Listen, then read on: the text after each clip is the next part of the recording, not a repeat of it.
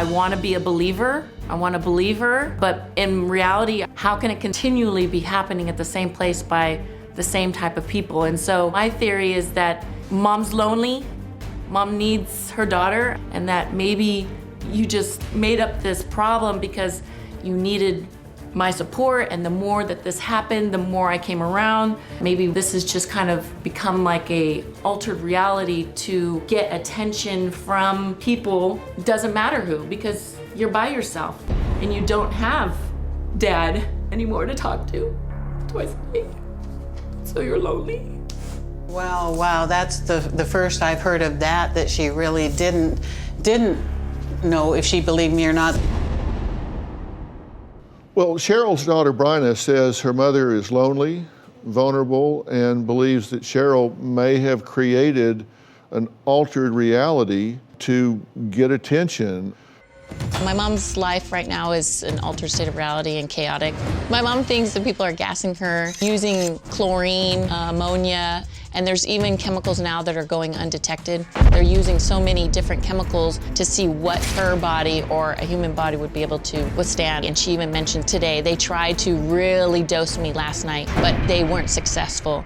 I guess they didn't get their dosage right.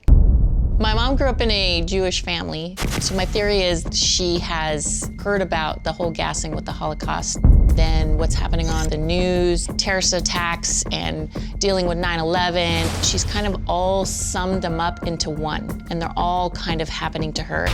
My greatest fear for my mom is she's going to end up penniless with nowhere to go. How many times have you said that you're going to end up in your car? Well, because it's frightening. How stressful is that for me? Oh, but how stressful is it for me?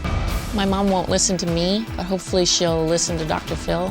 This is the only hope that she had left, is that Dr. Phil is going to save her. Your concern is that maybe she's just delusional, or is your concern that she's purposely constructing all of this for attention? In one aspect, I feel like she's delusional because this is an absurd thought process that she's going through. And it's usually happening on her own that I have to hear the aftermath of. When we're together, I feel like it's just for attention. Like she says this stuff for attention, for me to, because she's always talking about she needs help. She needs me to help her. I'm her support group.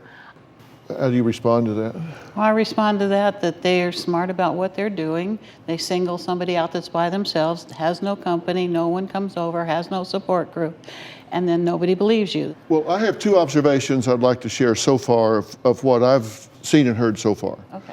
Would you like to hear them? Sure. Number one, I don't think your mother is making this up to get attention.